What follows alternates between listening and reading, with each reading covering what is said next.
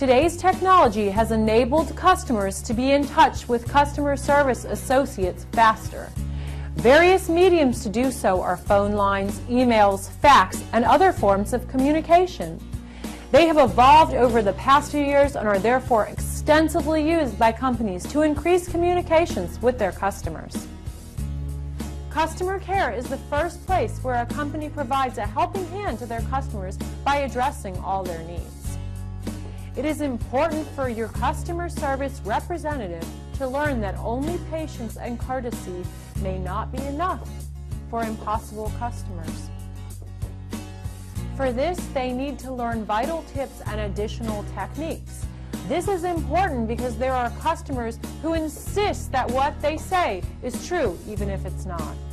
Your customer service officers have to put up with demands that could be both ludicrous and crazy. Your customer service officers have to be careful that they are both courteous as well as protect the interests of the company.